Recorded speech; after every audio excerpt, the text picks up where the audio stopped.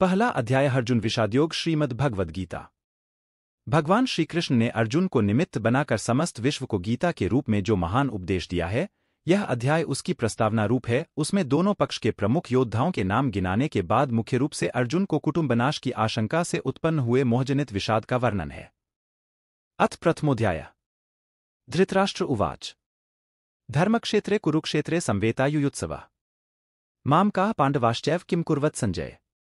धृतराष्ट्र बोले, हे संजय, धर्मभूमि कुरुक्षेत्र में एकत्रित युद्ध की इच्छा वाले मेरे पांडु के पुत्रों ने क्या किया। संजय उवाच। दृष्ट्वा तु पांडवानीकं व्यूढन् दुर्योधनस्तदा आचार्यमुपसन् अगमे राजा वचनमब्रवीत्। संजय बोले, उस समय राजा दुर्योधन ने व्यूहरचनायुक्त पांडवों की सेना को देखकर और द्रोणाचार्य के पास जाकर यह वचन कहा, पश्यतां पांडुपुत्राणामाचार्य महतीं चमूम् व्यूढान् द्रुपदपुत्रेण तव शिष्येन धीमता। हे आचार्य, आपके बुद्धिमान शिष्य द्रुपदपुत्र धृष्टद्युम्न के द्वारा व्यूहाकार खड़ी की हुई पांडुपुत्रों की इस बड़ी भारी सेना को देखिए। अत्र शूरा महेशवासा भीमार्जुन समायुधि युयुधानो विराटश्च द्रुपदश्च महारथः धृष्टकेतुश्चेकितानः काशीराजश्च वीर्यवान् पुरुजित कुन्तिभोजश्च शैब्यश्च नरपुङ्गवः युधामन्युश्च विक्रांत उत्तमौजाश्च वीर्यवान् सौभद्रो द्रौपदेयाश्च सर्व एव महारथाः। इस सेना में बड़े बड़े धनुषों वाले तथा युद्ध में भीम और अर्जुन के समान शूरवीर सात्यकी और विराट तथा महारथी राजा द्रुपद, धृष्टकेतु और चेकितान तथा बलवान काशीराज, पुरुजित, कुंतीभोज और मनुष्यों में श्रेष्ठ शैब्य, पराक्रमी, युधामन्यु तथा बलवान उत्तमौजा, सुभद्रापुत्र अभिमन्यु और द्रौपदी के पांचों पुत्र ये सभी महारथी हैं। अस्माकं तु विशिष्टा ये तान्निबोध द्विजोत्तम नायका मम सैन्यस्य संज्ञार्थं तां ब्रवीमीते। हे ब्राह्मणश्रेष्ठ, अपने पक्ष में भी जो प्रधान हैं, उनको आप समझ लीजिए। आपकी जानकारी के लिए मेरी सेना के जो सेनापति हैं, उनको बतलाता हूं। भवान भीष्मश्च कर्णश्च कृपश्च समितिञ्जयः अश्वत्थामा विकर्णश्च सोमदत्तिस्तथैव च। आप, द्रोणाचार्य और पितामह भीष्म तथा कर्ण और संग्राम विजयी कृपाचार्य तथा वैसे ही अश्वत्थामा, विकर्ण और सोमदत्त का पुत्र भूरिश्रवा अन्ये च बेहवः शूरा मदर्थे त्यक्तजीविताः नानाशस्त्र प्रहरणाः सर्वे युद्ध विशारदाः। और भी मेरे लिए जीवन की आशा त्याग देने वाले बहुत से शूरवीर अनेक प्रकार के अस्त्रों शस्त्रों से सुसज्जित और सब के सब युद्ध में चतुर हैं। अपर्याप्तम तदस्माकं बलम भीष्माभिरक्षितम पर्याप्तंत विद्मेतेषां बलम भीमाभिरक्षितम। भीष्म पितामह द्वारा रक्षित हमारी वह सेना सब प्रकार से अजेय है और भीम द्वारा रक्षित इन लोगों की अनेषु च सर्वेषु यथाभागं वस्थिताः भीष्ममेवाभिरक्षन्तु भवन्तः सर्व एव हि। इसलिए सब मोर्चों पर अपनी अपनी जगह स्थित रहते हुए आप लोग सभी निःसंदेह भीष्म पितामह की ही सब ओर से रक्षा करें। संजय उवाच। तस्य संजनयन् हर्षन् कुरु वृद्धः पितामहः सिंहनादन विनद्योच्चैः शंखं दद्मो प्रतापवान। कौरवों में वृद्ध बड़े प्रतापी पितामह भीष्म ने उस दुर्योधन के हृदय में हर्ष उत्पन्न करते हुए उच्च स्वर से सिंह की दहाड़ के समान गरजकर शंख बजाया। ततः शंखनाश्च भैर्यश्च पण्वानक गोमुखाः ससेवाभिहिन्यन्त सशब्दस्तुमुलोभवत्। इसके पश्चात शंख और नगारे तथा घोल, मृदंग और नरसिंघे आदि बाजे एक साथ ही बज उठे। उनका वह शब्द बड़ा भयंकर हुआ। ततः श्वेतैर्हैर्युक्ते महती स्यन्दने स्थितो माधवः पांडवश्चैव दिव्यो शंखमो प्रदद्मतुः। इसके अनंतर सफेद घोड़ों से युक्त उत्तम रथ में बैठे हुए श्रीकृष्ण महाराज और अर्जुन ने भी अलौकिक शंख बजाए। पांचजन्यन् ऋषिकेशो देवदत्तन् धनंजयः पौंड्रन दद्मो महाशंखं भीमकर्मावृकोदरः। श्रीकृष्ण महाराज ने पांचजन्य नामक, अर्जुन ने देवदत्त नामक और भयानक कर्म वाले भीमसेन ने पौंड्र नामक महाशंख बजाया।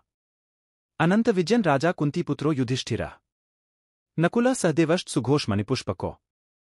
कुंतीपुत्र राजा युधिष्ठिर ने अनंत विजय नामक और नकुल तथा सहदेव ने सुघोष और मणिपुष्पक नामक शंख बजाए।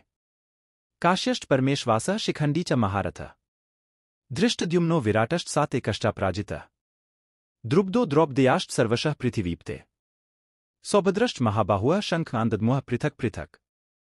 श्रेष्ठ धनुष वाले काशीराज और महारथी शिखंडी और धृष्टद्युम्न तथा राजा विराट और अजेय सात्यकी, राजा द्रुपद और द्रौपदी के पांचों पुत्र और बड़ी भुजा वाले सुभद्रापुत्र अभिमन्यु, इन सभी ने, हे राजन, सब ओर से अलग अलग शंख बजाए।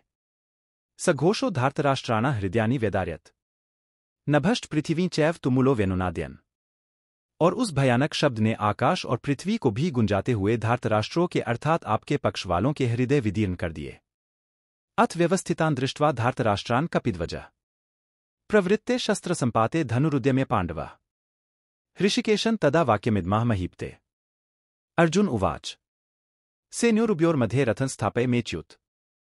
हे राजन, इसके बाद कपिध्वज अर्जुन ने मोर्चा बांधकर डटे हए धृतराष्ट्र संबंधियों को देखकर उस शस्त्र चलाने की तैयारी के समय धनुष उठाकर हृषिकेश श्रीकृष्ण महाराज से यह वचन कहा, हे अच्युत, मेरे रथ को दोनों सेनाओं के बीच में खड़ा कीजिए। यावदेतान् निरीक्षेहन् योद्धृकामान् वस्थितान् कैर्मया सह योद्धव्यमस्मिन् रणसमुद्रे में। और जब तक कि मैं युद्धक्षेत्र में डटे हुए युद्ध के अभिलाषी इन विपक्षी योद्धाओं को भली प्रकार देख न लूं कि इस युद्धरूप व्यापार में मुझे किन किन के साथ युद्ध करना योग्य है, तब तक उसे खड़ा रखिए। योत्स्यमानान्वेक्षेहन् य एतेत्र समागताः धार्तराष्ट्र से दुर्बुद्धेर्युद्धे प्रियचिकीर्षवः। दुर्बुद्धि दुर्योधन का युद्ध में हित चाहने वाले जो ये राजा लोग इस सेना में आए हैं, इन युद्ध करने वालों को मैं देखूंगा। संजय उवाच एव मुक्तो हृषिकेशो गुडाकेशेन भारत सेनयोरुभयोर्मध्ये स्थापयित्वा रथोत्तमम् भीष्मद्रोण प्रमुखतः सर्वेषां च महीक्षिताम् उवाच पार्थ पश्यतान् संवेतान् कुरुनिति।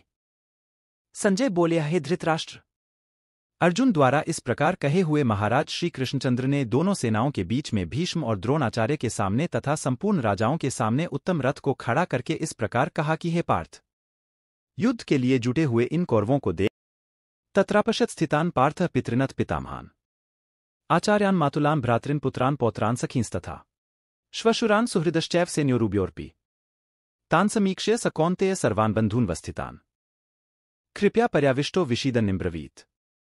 इसके बाद पृथापुत्र अर्जुन ने उन दोनों सेनाओं में स्थित ताऊचाचों को, दादों परदादों को, गुरुओं को, मामाओं को, भाइयों को, पुत्रों को, पौत्रों को तथा मित्रों को, ससुरों को और सुहृदों को भी देखा। उन उपस्थित संपूर्ण बंधुओं को देखकर वे कुंतीपुत्र अर्जुन अत्यंत करुणा से युक्त होकर शोक करते हुए यह वचन बोले। अर्जुन उवाच दृष्ट्वेमं स्वजनं कृष्ण युयुत्सुं समुपस्थितम् सीदन्ति मम गात्राणि मुखं च परिशुष्यति वेप्थुश्च शरीरे में रोमहर्षश्च जायते। अर्जुन बोले, हे कृष्ण, युद्ध क्षेत्र में डटे हुए युद्ध के अभिलाषी इस स्वजन समुदाय को देखकर मेरे अंग शिथिल हुए जा रहे हैं और मुख सूखा जा रहा है तथा मेरे शरीर में कंप और रोमांच हो रहा है। गांडीवं स्त्रंसते हस्तात्वक्चैव परिदहते न च शक्नोम्यवस्थातु भ्रमतीव च मे मनः। हाथ से गांडीव धनुष गिर रहा है और त्वचा भी बहुत जल रही है तथा मेरा मन भ्रमित हो रहा है, इसलिए मैं खड़ा रहने को भी समर्थ नहीं हूं। निमित्तानि च पश्यामि विपरीतानि केशव न च श्रेयोनुपश्यामि हत्वा स्वजन माहवे। हे केशव, मैं लक्षणों को भी विपरीत देख रहा हूं तथा युद्ध में स्वजन समुदाय को मारकर कल्याण भी नहीं देखता। न कामक्षे विजयन कृष्ण न च राजेन सुखानि च किन्नो राजेन गोविंद की भोगैर्जीवितेन वा। हे कृष्ण, मैं न तो विजय चाहता हूं और न राज्य तथा सुखों को ही। हे गोविंद, हमें ऐसे राज्य से क्या प्रयोजन है अथवा ऐसे भोगों से और जीवन से भी क्या लाभ है। ये सामर्थ्य कांक्षितं नो राज्यं भोगाः सुखानि च त इमेव स्थिता युद्धे प्राणास्त्यक्त्वा धनानि च। हमें जिनके लिए राज्य, भोग और सुखादि अभीष्ट हैं, वे ही ये सब धन और जीवन की आशा को त्याग कर युद्ध में खड़े हैं। आचार्याः पितरः पुत्रास्तथैव च पितामहाः मातुलाः श्वशुराः पौत्राः श्यालाः संबंधिनस्तथा। गुरुजन, ताऊ चाचे, लड़के और उसी प्रकार दादे, मामे, ससुर, पौत्र, साले तथा और भी संबंधी लोग हैं। एतान्न हन्तुमिच्छामि घ्नतोपि मधुसूदन अपि त्रैलोक्य राज्य से हेतोः किन्नु मही कृते। हे मधुसूदन, मुझे मारने पर भी अथवा तीनों लोकों के राज्य के लिए भी मैं इन सबको मारना नहीं चाहता, फिर पृथ्वी के लिए तो कहना ही क्या। निहत्य धार्तराष्ट्रान्नः का प्रीतियः स्यात् जनार्दन पाप में वाश्रयेदस्मान् हत्वैतानात्तायनः। हे जनार्दन, धृतराष्ट्र के पुत्रों को मारकर हमें क्या प्रसन्नता होगी। इन आत्ताइयों को मारकर तो हमें पाप ही लगेगा। तस्मान्नार्हा वयं हन्तुं धार्तराष्ट्रान् स्वबान्धवान् स्वजनम ही कथन हत्वा सुखिनः स्याम माधव। अतएव हे माधव, अपने ही बांधव धृतराष्ट्र के पुत्रों को मारने के लिए हम योग्य नहीं हैं, क्योंकि अपने ही कुटुंब को मारकर हम कैसे सुखी होंगे।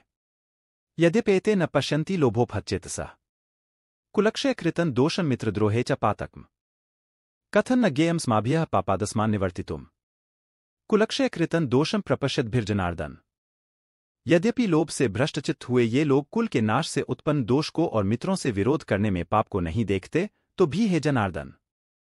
कुल के नाश से उत्पन्न दोष को जानने वाले हम लोगों को इस पाप से हटने के लिए क्यों नहीं विचार करना चाहिए।